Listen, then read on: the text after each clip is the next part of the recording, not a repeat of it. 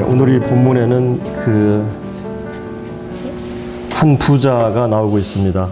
이 사람은 이제 돈이 많은 부자이지만 또 부자일 뿐만 아니라 또 관원이었습니다. 누가복음에 보면은 이 어떤 그 높은 관직에 있는 그런 사람이었고, 또 이렇게 돈이 많고 관직에 있는 사람일 뿐만 아니라 또 마태복음에 보면은 그 한 청년으로 이렇게 나오고 있습니다. 그래서 이런 이 젊은 사람이 이렇게 많은 돈을 가지고 있고 또 이렇게 이 권력의 그런 관직을 갖고 있었고 또 이렇게 모든 조건을 갖추고 있는 이런 한 사람을 보게 되는데, 오늘 이 한 사람이 이제 주님 앞에 와서 중요한 질문을 하게 되고, 이 질문에 대한 주님의 답변을 우리가 이제 볼 수가 있고, 이런 과정을 통해서 이제 이 젊은이가 주님을 떠나게 되는 이런 그리고 마지막 거기 22절에 있는 대로 그 사람이 재물이 많은 고로 이 말씀을 인하여 슬픈 기색을 하고 이제 근심하여 떠나가는 이제 이런 모습들을 보게 됩니다. 특별히 우리가 살고 있는 시대는 황금 만능주의 시대라 그러죠. 모든 해결이 바로 돈으로 이루어지는 황금이 만능주의 그런 시대에 우리가 살고 있습니다. 대부분의 사람들은 이 돈을 위해서 자기의 모든 가치와 목표를 두고 거기에 자기 인생을 걸고, 이제 여러분도 아마 다들 부자 되세요 이런 말을 들었을 겁니다. 누구나 다 부자가 되고 싶고 잘 살고 싶은 것은 그런 잘못된 것이 아닌데, 하여튼 이 돈이 이 만능 시대이고 또 이 돈이 배금주의라 그러죠. 이 돈을 숭배하는 현대인들의 마음을 사로잡고 또 이 돈이라고 하는 것이 하나의 신이 되고 우상이 되어 있는, 그리고 돈이 우리의 삶의 모든 가치를 지배하는 이것이 이제 우리 시대의 우리의 모습입니다. 우리가 이 돈이 있으면 참 편리하죠. 우리가 참 불편한 것을 많이 겪는데, 우리가 이제 참 과학 기술의 시대에 많은 문명의 이기를 누리고 있는데 그 많은 편리한 것들을 우리가 구입할 수 있는 게 바로 돈이 되는 거죠.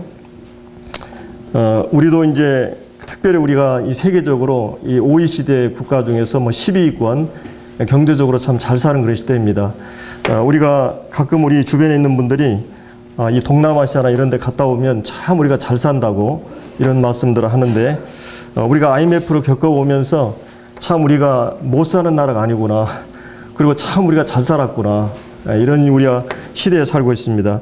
또 우리가 돈이 있으면 자기 과시를 마음껏 할 수가 있는, 우리 의식주 문제라든지 대부분의 모든 것들이 이 돈으로 이루어지기 때문에, 또 우리가 살고 있는 시대에 우리의 건강을 관리하고 또 우리가 이 교육이나 정신적인 어떤 모든 것을 받는 것은 대부분이 돈으로 이루어집니다. 또 문화적인 것들 혜택을 누릴 수 있는 것도 그러고, 그래서 이제 이 돈이라고 하는 것은 우리에게 필요한 수단인데, 이 시간의 대부분을 그래서 이 경제 활동을 해서 우리가 보내게 되죠. 우리의 많은 시간 가운데 직업이나 사업을 위해서 많은 시간을 보내게 되는데, 이런 모든 것을 모든 것 가운데 이 청년은 이제 이 돈이 많은 그런 사람 중에 한 사람이었던 것을 우리가 이 말씀 가운데 볼 수가 있고요. 그리고 이제 누가복음에 보면 이 사람이 관원이었습니다. 이 사람이 이제 어떤 그 시대에 어떤 직위를 갖고 있는지 모르지만은 특별히 관직에 있었던 사람으로, 그래서 이 세상에 좋은 것이 참 많지만 우리가 다 소유하거나 가질 수가 없는데, 많은 그런 치열한 경쟁을 뚫고 이제 이 사람은 머리가 좀 똑똑했던 것 같아요. 또 이 가문도 좋아서 자기가 이렇게 성공해서 돈을 모은 게 아니라 부모의 유산을 가진 것 같습니다. 또 그런 특별히 노력을 남다른 노력을 해서 이런 관직에 오를 수가 있었고, 우리가 이제 가끔 우리는 인류대라든지 머리가 좋다든지 이런 사람들에서 좀 거부감을 갖기도 하지만은, 반대로 우리가 참 똑똑한 사람들 때문에 편하게 살잖아요. 우리가 머리가 좋은 사람들, 이렇게 정치를 잘한다든지 또 이 경제적으로도 그런 우수한 사람들이 우리 사회 속에 있기 때문에, 우리 학교 다닐 때도 보면은 이렇게 한 10%돼 아는 그 공부 잘하는 애들 때문에 그런 애들이 잘 자라가지고 국가의 중요한 그런 기둥 역할을 하게 되고, 우리가 이제 입법부라든지 이 똑똑한 사람들은 다 이게 국회의원이 돼 있잖아요. 또 이 사법부, 이 판검사라든지 변호사, 그리고 행정부, 이런 그 1급부터 9급 공무원 모든 사람들이 이렇게 배치되어 있는 거죠, 이 관직에. 자, 그런데 아마 이분은 사실은 사내들인 공의원이라고 해서 이스라엘 사람들은 70원으로 구성된 그런 그 입법, 사법, 행정을 관할하는 그런 기관이 있었어요. 아마도 이제 성서학자들은 여기에 나오는 이 부자 청년은 이런 관원 속의 한 사람이 아니었을까. 요한복음 3장에 나오는 이 니고데모처럼 그런 유대인의 한 관원으로서, 물론 이제 여러 가지 파트가 있지만은 특별히 사내들인 공회원 중에 한 사람이 아니었을까. 여러분들 옛날에 보면 그 박찬종 그 국회의원이라고, 이분이 이제 우리나라에서 입법, 그 사법, 그리고 이제 행정고시를 패스한 이 그런 그 탁월한 그런 사람이었죠. 그리고 이제 우리가 잘 아는 도울 김홍욱 같은 분도 우리나라 국회 고려대를 나오고, 일본의 제일 좋은 그 동경대, 또 이 중국의 북경대, 이 미국의 하버드, 이런 학부에서 이렇게 철학을, 사상을 공부하고, 이분이 참 TV에 인기 있는 그런 이 사상 강의를 했었던 분인데, 여하튼 우리 중에 이렇게 탁월한 사람들이 있습니다. 근데 아마도 이 부자 청년은 이 모든 것을 섭렵하고 탁월한 그런 능력을 갖고 있는 그런 사람이었다고 하는 것입니다. 이 권력을 가진 사람은 온 세상을 마음대로 흔들 수가 있기 때문에 이 권세라고 하는 것은 우리에게 굉장히 중요한 그런 부분인 것입니다. 이 사단도 성경에 보면 이 루시퍼가 타락할 때 자기가 하나님 앞에서 천사장 위치에 있었기 때문에 그 밑에 수없이 많은 그 천사들이 있었죠. 그래서 그가 이 교만해져 가지고 이 하나님과 비교해서 타락하게 되는데, 여하튼 이런 이 권력의 자리에 있다고 하는 것, 이 오르기는 힘들지만 그 자리에 있으면 마음대로 자기가 모든 걸 휘두를 수 있는 그런 그 권력을 갖고 있었습니다. 우리가 이제 돈을 많이 번 사람들이 돈으로 만족을 못하니까 그 많은 돈을 뿌려서 뭐 이제 시의장으로부터 해서 권력을 갖기로 하는 걸 볼 수 있는데, 아마 이 청년은 이런 그 돈을 충분히 갖고 있는 부유한 사람일 뿐만 아니라 이런 그 권력을 갖고 있는 관원이었다고 하는 것입니다. 근데 우리가 이런 모든 것을 다 갖추게 되면 인생의 대부분이 이제 노년에 이르게 됩니다. 일반적으로 많은 사람들은. 근데 이 사람은 이 청춘이었어요. 아주 젊은 그런 사람이었고, 우리가 이 공간복음의 새 마테마가 누가 이 공통된 관점에서 기록한 이 복음서에서 다 기록을 해주고 있거든요. 이런 거를 보면은 이 내용이 굉장히 중요하다고 하는 것을 우리가 이제 볼 수가 있습니다. 하여튼 이 부자 청년은 인생의 황금기, 그 청년기를 맞아 있고, 무한한 가능성과 잠재력, 정말 부러울 것이 없는 이 꿈과 낭만, 그리고 정열과 사랑, 도전, 이런 것을 할 수 있는 그런 시대의 사람이었던 걸 우리가 이제 이 말씀에서 볼 수 있습니다. 그러나 우리가 잘 알다시피 아무리 훌륭한 그런 권력과 그 다음에 부와 모든 쾌락을 누릴 수 있는 그런 위치에 있어도 사람들은 이 늙는 것을 막을 수가 없는 거죠. 우리가 잘 아는 김일성 그 절대 권력을 휘두르고 정말 이 특별한 어떤 음식들을 먹고 자기가 더 오래 살고 싶어 가지고 이 젊은 사람들의 피를 계속 수혈하고 그랬다는 그런 말을 들은 적이 있습니다. 우리가 잘 아는 피카소 같은 경우도 훌륭한 화가였는데 그가 모든 그 부와 그런 것을 다 누리고 살았는데 계속해서 젊은 여자들을 이렇게 취하게 되고 이런 걸 볼 수 있습니다. 그럼 우리가 알아야 될 것은 이미 이런 모든 것은 성경에서 이 부나 권력이나 또 이 쾌락이나 이 모든 것은 검증된, 그리고 그것이 얼마나 허무한 것을 성경은 잘 말해주고 있는 사람이 이 솔로몬 대왕입니다.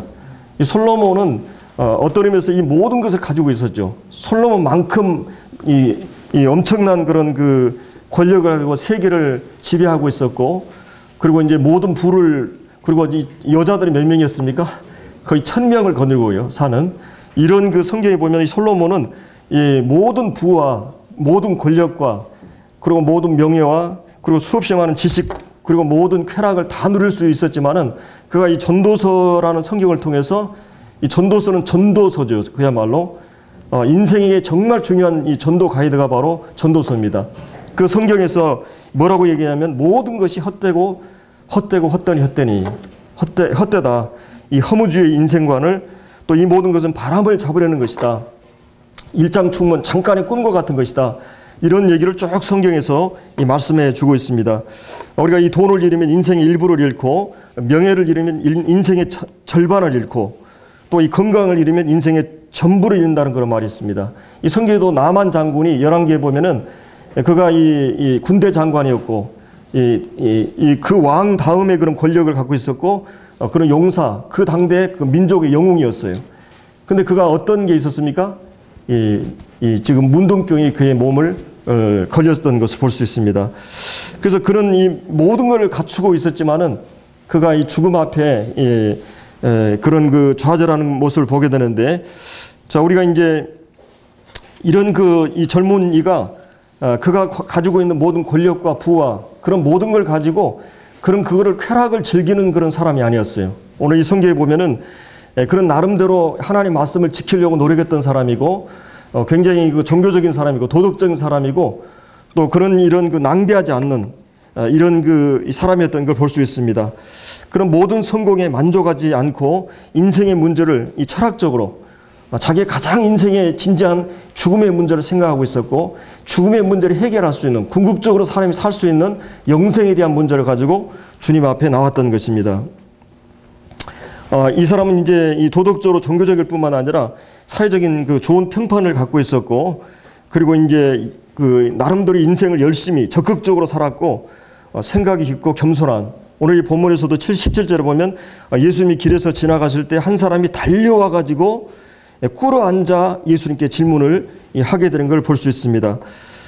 그래서 이제 우리가 한 해를 저물어 가면서 해가 가면 이제 우리가 나이가 이제 먹어가고, 어떤 의미에서 인생은 살아가는 게 아니라, 우리가 몇 살 살았다 이렇게 말하는데 사실은 인생은 살아가는 게 아니라 죽어가는 거죠.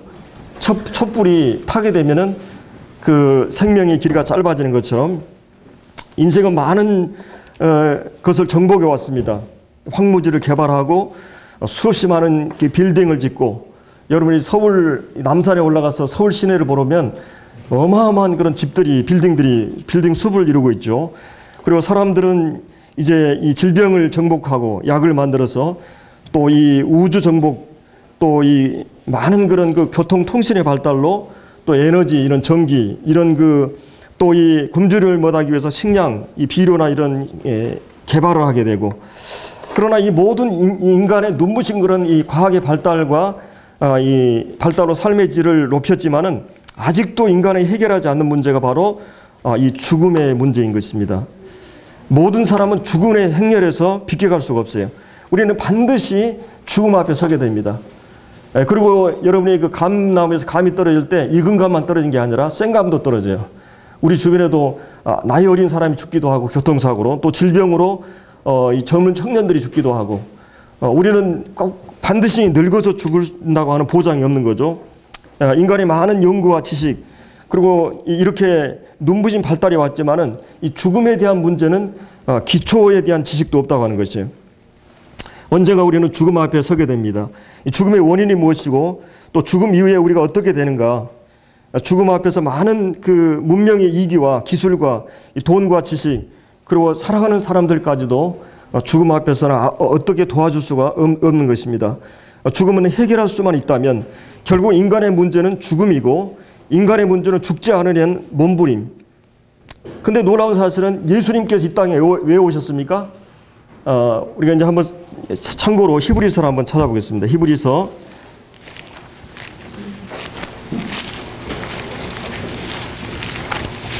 2장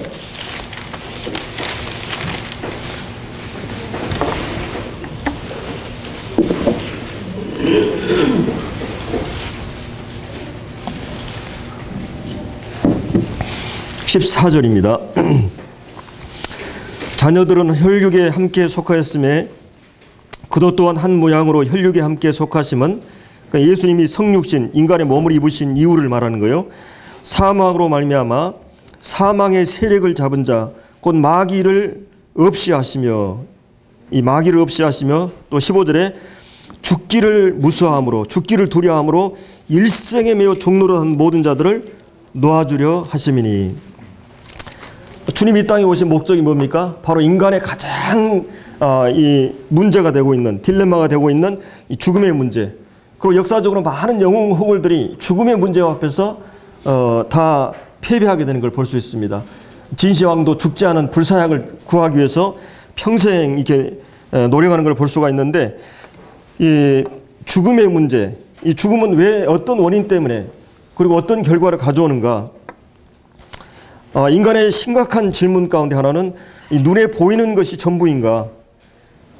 이 모든 것이 삶의 궁극적인 목표인가? 그리고 이제 결국은 우리는 이 죽음의 원인을 생각할 때 성경은 이 죄라고 하는 것을 말하고 있어요. 죄의 삭은 사망이라고 그랬죠. 그러니까 죄 문제가 해결이 되면 이 죽음의 문제가 해결되는 것이죠. 그래서 이제 예수님 바로 이 죽음의 원인의 문제를 해결하기 위해서 이 땅에 오셨고, 주님이 십자가에 죽으심으로 죄의 원인을 해결했을 뿐만 아니라 주님이 부활하심으로 그분이 이 인간의 가장 큰 문제인 죽음의 문제를 해결하신 이런 분인 것을 우리가 성경에 볼 수 있습니다.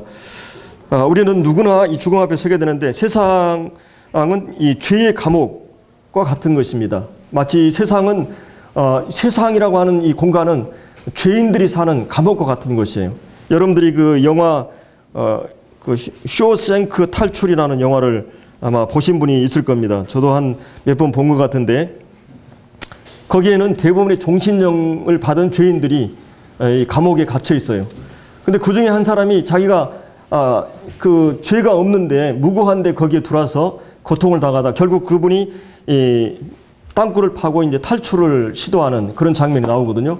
그러니까 어떻게 보면 예수님이 이 땅에 오신 것은 우리를 이 죄의 감옥에서 탈출시키기 위해서 오신 거예요. 우리 스스로 탈출할 능력이 없기 때문에 예수님이 이 땅에 오신 겁니다. 그래서 우리는 이 세상이 바로 이 죽음의 문제를 해결하고 이 죄의 문제를 해결하고 그리고 궁극적으로 영생의 문제를 해결하는, 영생을 얻을 수 있는 기회가 바로 우리가 이 땅에 살아가는 시간입니다. 여러분들이 이 꽃꽂이를 보면은 그 꽃꽂이를 꺾어다가 이렇게 꺾어놓으면 그게 불과 오래 못 살잖아요. 뿌리에서 이게 단절되어 있기 때문에 생명이 있는 것 같지만 뿌리에서 단절되어 있습니다. 근데 그 꽃꽂이를 다시 뿌리에다가 접목을 시키면은 어떻게 돼요? 이게 살 수가 있게 되는 거죠. 그래서 우리가 하나님과 분리된 상태, 죄로 말미암아 하나님과 관계가 분리된 상태이기 때문에 이제 우리가 살아있는 동안 이 꽃꽂이 인생처럼 우리는 70년, 80년 이렇게 사는데, 그 살아있는 동안에 하나님과 접목하게 되고 죄 문제를 해결하고 하나님과 화해하게 되면 우리가 영생을 얻을 수 있고, 영원히 하나님의 뿌리에 접목이 되면 영원히 하나님과 더불어 이제 살아갈 수가 있게 되는 것이죠. 그래서 우리가 이 본문에 나오는 이 젊은 청년이 이제 이런 그 진지한 질문을 가지고 주님 앞에 나와서 질문을 하게 되는 것이에요. 자, 이게 17절에 우리가 이 질문을 보면 선한 선생님이여, 내가 무엇을 하여야 영생을 얻으리이까? 우리 인생에 있어서 이것보다 중요한 질문이 없다고 하는 거예요. 이것보다 고상하고 아름다운, 그리고 진지한, 그리고 가장 위대한 인생의 최대, 최고, 최선의 질문이 뭐냐? 바로 이것은 가장 우선적이고 시급한 질문이 뭐냐면 이 영생에 대한 질문입니다. 어떻게 우리가 영생을 얻을 수 있습니까? 이 질문이거든요. 근데 이제 이 청년은 가장 중요한, 소중한 질문을 가지고 주님 앞에 나왔을 거예요. 여러분들이 모든 것을 소유하게 되면 사람은 심리적으로도 불안이 옵니다. 이 모든 걸 갖추어진 행복이 순간 깨어질 수가 있기 때문에, 그래서 이 돈이 많은 사람 불안해서 못 살아요. 돈이 없는 사람 그냥 편히 사는데 돈이 많은 사람 불안합니다. 모든 걸 갖추고 높은 위치에 있는 사람 그만큼 높이 올라갈수록 불안하게 돼 있어요. 이 청년도 이렇게 모든 걸 갖추고 있는 사람이었기 때문에 마음에 그런 불안이 자리 잡고 있었을 겁니다. 그래서 언제 자기가 모든 것을 이 순간 죽음이라고 하는 것이 모든 걸 잃어버릴 수 있게 하기 때문에 그런 이 죽음에 대한 고민을 하다가 우리 예수님께 와가지고 이 질문을 하게 되는 것이에요. 영생의 문제, 이 죽음이 해결할 수 있는 문제가 무엇입니까? 어떻게 하면 우리가 영생을 얻게 됩니까? 우리가 이제 일반적으로 사람들에게 이제 전도를 하다 보면은 어떻게 하면 천국에 갈 수 있겠습니까? 제가 10명을 이렇게 질문하면 거의 대부분이 어떻게 대답해요? 열심히 착한 일을 많이 하고 좋은 일을 많이 하고, 대부분이 사람들은 그렇게 생각을 해요. 물론 인간이 이성이 있고 양심이 있기 때문에 어떤 의미에서 그 말이 틀린 말이 아니지만 그것처럼 기독교하고 반대가 없습니다. 우리 이걸 잘 알아야 돼요. 오늘 이 본문에서 그걸 얘기해 주고 있거든요. 이 청년은 이제 이 중대한 질문을 가지고 온 거예요. 이 전도서 12장에 있는 대로 그가 청년의 때, 그 공고한 날에 이르기 전에 그런 하나님의 창조자를 기억해야 될 시기에 주님 앞에 온 것입니다. 그러나 우리가 불행한 것은 이 청년은 주님 앞에 와가지고 천국에다 입맞추고 지옥으로 간 사람이죠. 이 사람은 거의 주님과 관계를 회복하고 이 문제를 해결만 했었으면 그런 이 천국을 소유할 수 있었는데, 그런 그 불행한 이 결말로 이렇게 뒷모습을 보이고 떠나는 모습 보게 되는데, 자, 여기 이제 이 청년이 이런 질문을 했을 때 주님이 이 18절에 보면 예수께 이르시되 내가 어찌하여 내가 나를 선하다 일컫느냐, 하나님 한 분 외에는 선한 이가 없느니라. 내가 계명을 안 하니 살인하지 말라. 이제 10계명 가운데 인간관계 계명을 쭉 말씀을 해주고 있죠. 자, 그러면 이제 이 청년은 그 예수님의 답변에 대해서, 그러니까 여기서 예수님이 뭐라고 그러냐면 네가 천국에 가기 위해서는 착하게 살아야 되지 않느냐, 이런 얘기거든 주님이. 그럼 주님이 이 대답을 했을 때는 주님이 이 영생에 대한 질문에 대한 정확한 답이 아닙니다. 우리가 이제 이 본문에서 잘 알아야 돼요. 그리고 이제 그러니까 이제 이 청년이 뭐라 그래요? 20절에 보면 여짜오다 선생님이여 이것은 내가 어려서부터 다 지켰나이다. 그때 이제 우리 주님께서 참 그 사람이 어떻게 보면 참 그 안타깝기도 하고, 이 청년은 자기가 평생 하나님의 율법을 다 잘 지키고 하나님의 그 말씀을 잘 지키고 선하게 살고 나름대로 어떤 이런 그 선한 공력을 통해서 하나님 앞에 떳떳하게 서 있다고, 마치 자기가 영생 얻은 자인 걸 검증받고 확인받기 위해서 우리 주님에 왔다고 볼 수 있어요. 그러나 주님은 어떻게 보면 이 청년에게 냉담한 얘기를 합니다. 그 중심을 주님은 알고 계셨기 때문에 주님은 그 중심을 시험해 보시는 거예요.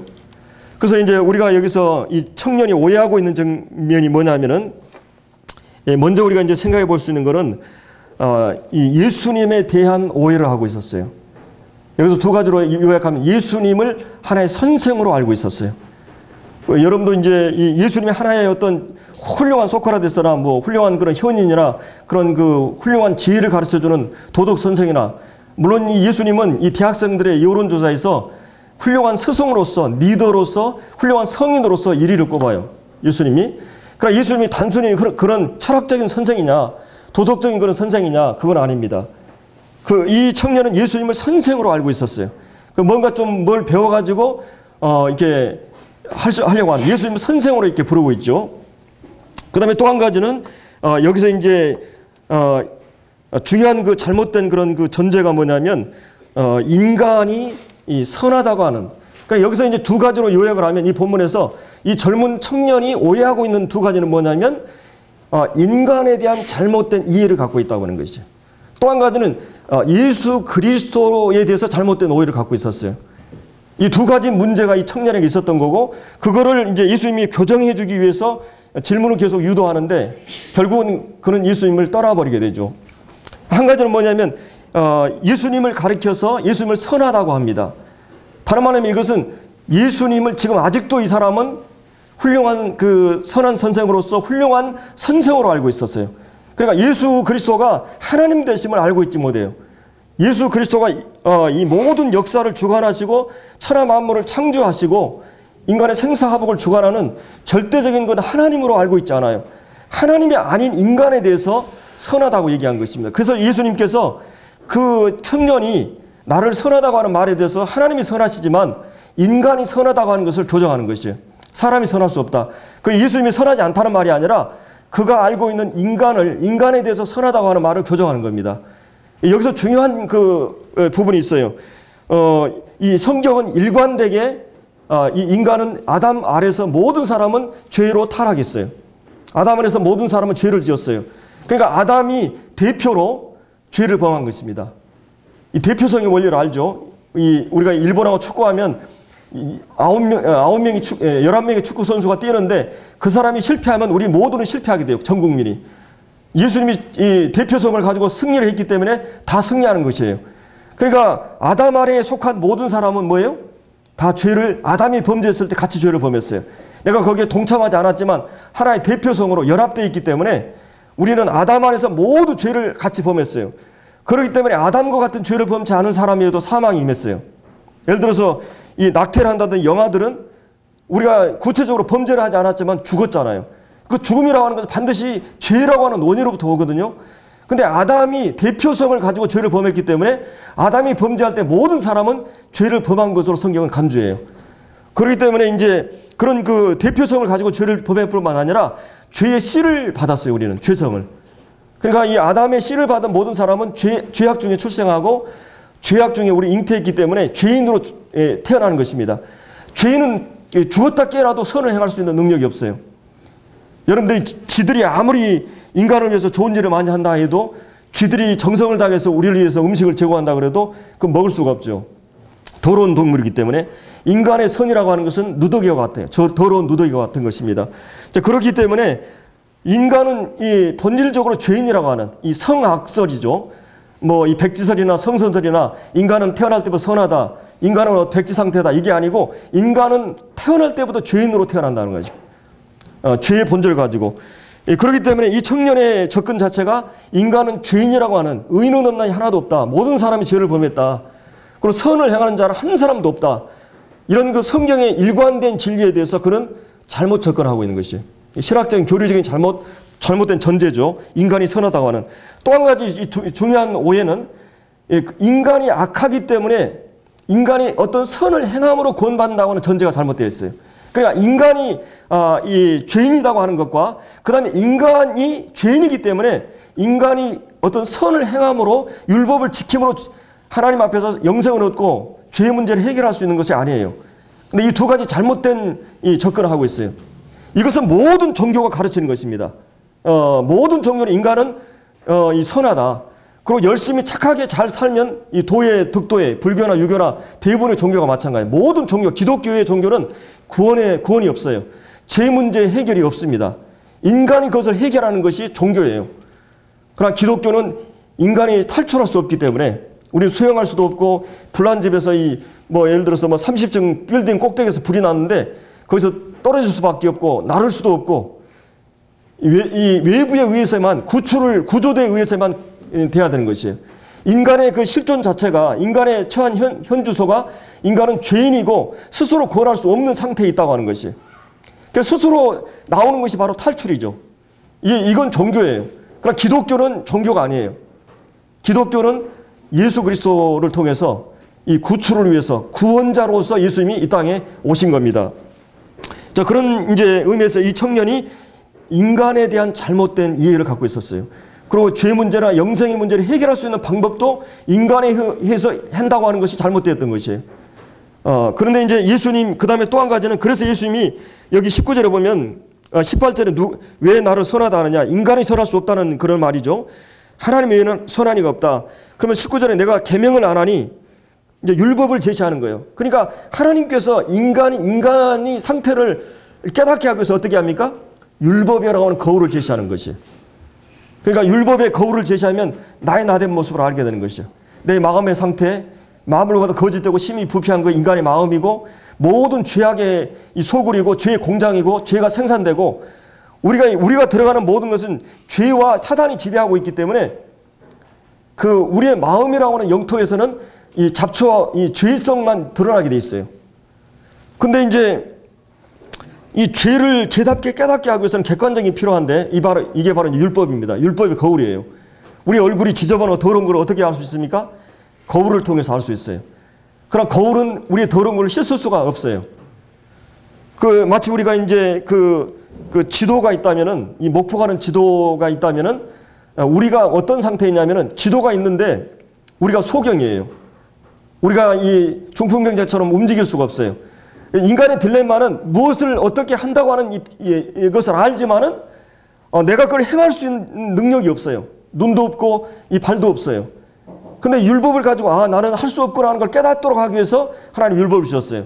그래서 하나님께서 이제 로마서 전체에서 이 갈라디아에서 그 부분을 다루면서 유대인들에게 하나님 율법 주신 것은 너희들의 입을 막고 온 세상 심판 아래 있게 하기 위해서, 그리고 이 율법의 행위로는 하나님 앞에 의롭다 함을 너희들 육체가 없나니 율법으로 뭐예요? 죄를 깨닫게 하기 위해서.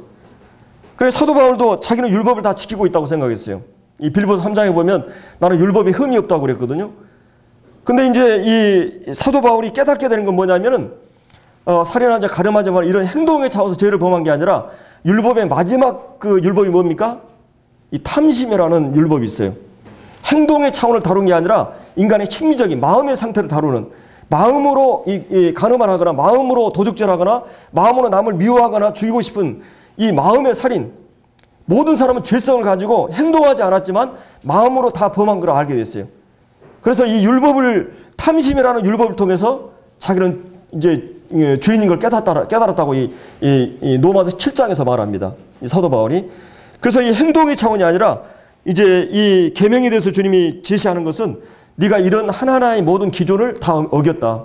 그리고 이제 예수님이 마태복음 6장에서도 율법을 다 지키고 있다는 그 사람들에게 이 마태복음 5장에서 살인하지 말라, 간음하지 말라, 거짓 맹세, 이 세 가지 대표적인 율법을 얘기하면서 남을 미워하고 욕하고 마음으로 음욕을 품고 이러면 다 율법을 어겼다.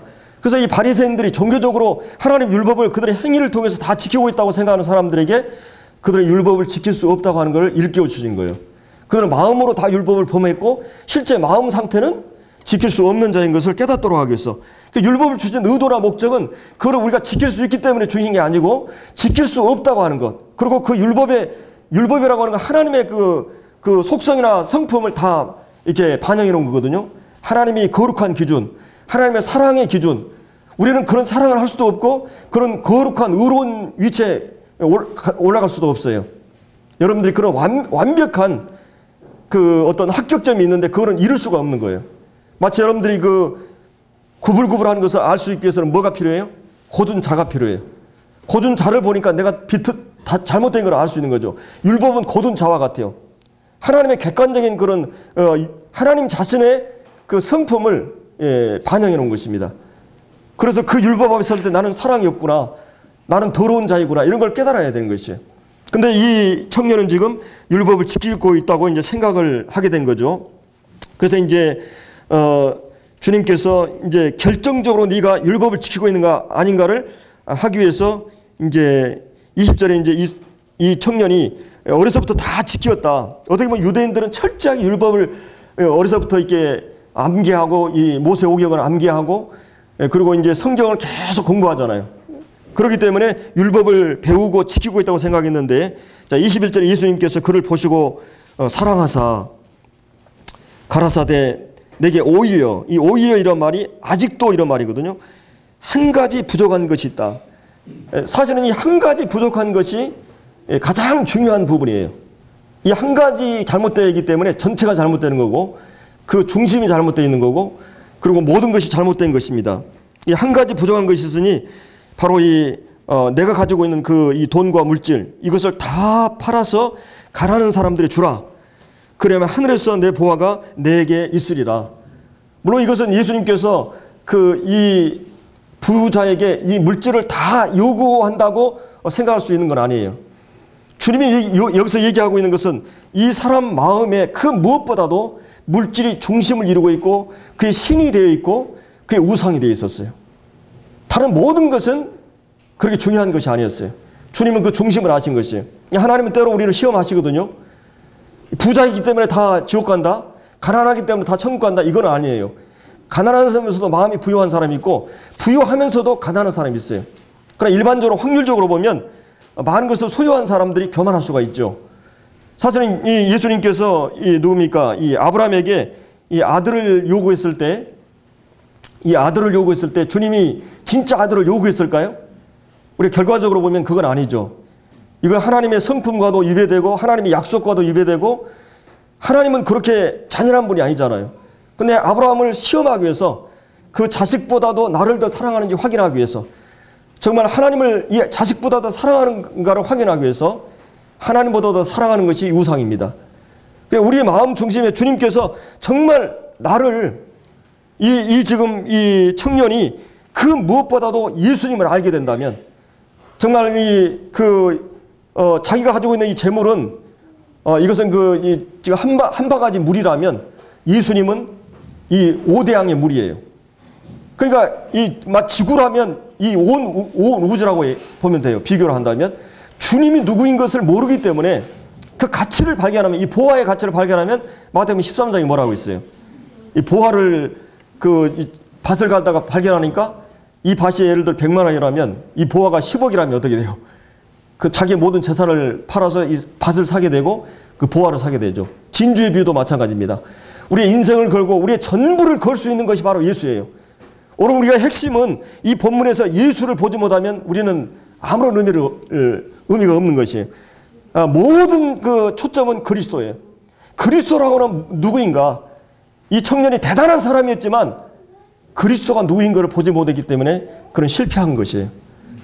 예수 그리스도가 누구신가? 그것은 자기의 온 천하를 얻고도 생명을 잃으면 무엇이 유익하겠습니까? 온 우주를 다 얻는다 그래도, 모든 것을 다 얻는다 그래도 그리스도를 잃어버리면, 내 생명을 잃어버리면 모든 걸 잃어버린 것입니다. 그런데 이제 이 청년이 여기서 지금 예수님께 와서 이 실패하고 돌아가는 것을 우리가 이제 이 본문에서 볼 수가 있는 것입니다. 주님이 부족한 것이 한 가지가 있다. 이것을 얘기하면서 이것은 가장 중요한 인생의 우선순위예요. 이것보다도 중요한 건 없어요. 인생의 가장 당면 문제, 혈안 문제가 무엇인가?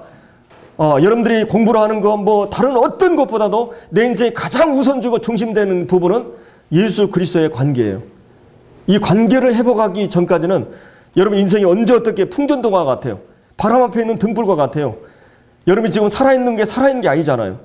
우리 주변에 있는 그렇게 건장한 사람들이 순간 그냥 사고로 죽고 질병으로 죽고 그냥 가끔 뭐 잠자다가 그냥 심장마비로 죽기도 하고 우리 인생이라고 하는 건 언제 어떻게 꺼질지 몰라요. 이 생명은. 그렇기 때문에 이 하나님 만나는 일이 그 어떤 일보다도 우선적이에요. 그래서 여기서 이제 주님께서 행복의 가장 우선순위가 바로 이 주님을 만나는 것입니다. 이 주님께서 여기서 이 모든 것을 팔아라, 이 말은 여기서 주님이 내 우상을 포기하라는 말입니다. 그래서 이제 하나님보다 더 사랑하는 것, 그 모든 것을 포기하라. 여러분이 난파선이 있는데 옛날에 여러분이 영국이 그 해가 지지 않는 그런 나라였잖아요. 그래서 이 아프리카 노예 이 흑인들을 많이 이렇게 노예로 이렇게 잡아다가 이제 팔았는데 어떤 그 큰 영국 이 무역선이 아프리카에서 이제 영국으로 갖고 가까이 오다가 이제 조난을 당해가지고 완전히 그 난파가 돼서 이제 침몰해 가고 있었어요. 근데 이제 영국에서 그 소식을 알고 구조선을 보낸 겁니다. 근데 구조선을 보냈는데 여기에 어마어마한 이 다이아몬드나 보석들이 막 금덩어리들이 가지고 왔나 봐요. 그래 이 사람들이 지금 마지막 죽을 때까지 그걸 붙들고 있다가 죽은 사람이 많다는 거예요. 그거를. 그러니까 이 두 가지를 다 가지려면 어떻게 됩니까? 거기서 침몰하는 거예요. 자기가 죽는 거예요. 이거를 포기해야만이 난파선과 구조선이 있는데 두 가지 동시에 가질 수 없어요. 지금 이 청년은 이 두 가지를 지금 다 얻으려고 했던 거죠. 이거를 포기해야만이 이걸 얻을 수 있어요. 그러니까 주님은 지금 그 얘기를 하고 있는 것이요. 주님 아마 이 청년이 내가 주님 그렇게 하겠습니다.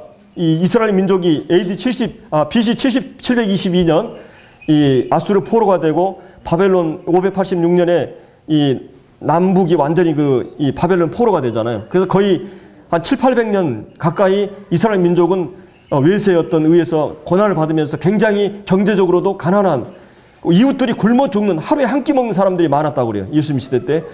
그 주변에 그토록 많은 사람들이 경제적으로 어렵고 시달리고 이런 환경에서 주님이 하신 말씀은 타당성이 있어요.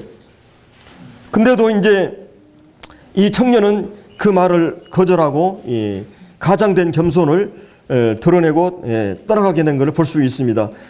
온전히 주님은 헌신하라. 주님께서 이 제자들을 부르실 때도 예수님 아니면 다른 모든 것은 다 놓아야 돼요. 모든 것을 버려야 돼요. 세상에 대한 것, 나 자신에 대한 모든 것을 버리지 않으면 참 내 제자가 될 수 없다 그랬어요. 그래서 이 주님이 이 마태에게도 나를 따르라 이 말에는 내가 너의 주인이 되겠다는 말이에요. 내 인생의 주인이 되겠다. 이 사실은 이 마가복음 거기 10장 13절부터 그 천국에 대한 말씀을 하시면서 15절에 보면 어린아이 같이 받들지 않으면, 여러분 어린아이의 특징이 뭡니까? 어린아이는 뭐 겸손하다 이런 얘기 아니라 어린아이는 스스로 피로를 채울 수 있는 능력이 없다는 말이에요.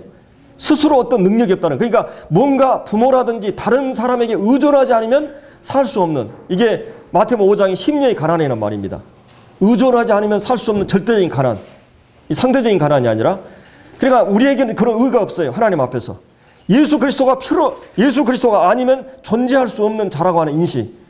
그리고 이 어린아이들은 또 부모의 권위가 있어야 됩니다. 그 권위가 없으면은 이 아이들은 마음대로 해버려요. 그러니까 이 보호되고 인도되기 위해서는 부모의 권위가 필요해요. 그러니까 우리 인간이라고 하는 존재는 이 하나님 앞에서 이런 존재예요. 그 자기가 자기 주제파가 하지 않으면 어린아이 같이 되지 않게 되겠죠. 그 주님이 어린아이 같이 되면 천국에 들어갈 수 없다. 이 말은 이 본문의 말씀과 같은 말씀이죠. 그래서 이제 장애가 되는 모든 것을 버려라. 이 청년의 장애는 바로 이 재산이었습니다. 그 지식이 되고 경험, 돈, 친구가 될 수 있어요. 이 모든 것을 다 버려라. 그 다음에 이제 또 한 가지는 이 주님이 내 십자가를 지라는 말입니다. 그리스도를 주로 고백하라는 말이에요. 이 고로새서 2장 6절 7절을 보면 내가 그리스도 예수를 주로 받았으니 그 안에서 행하되, 이런 말씀이 있어요.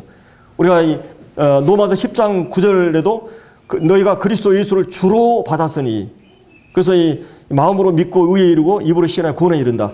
예수 그리스도를 주라 시인하게 되는, 예수 그리스도가 우리를 위해서 죽으시고 살아나셨고 그분이 우리 인생의 창조자이시고 우리를 구원하는 분이기 때문에 그분은 우리의 인생의 주가 될 수가 있어요. 그리스도 예수를 주로 받았다. 사도행전 전체에 보면 뭐가 나옵니까?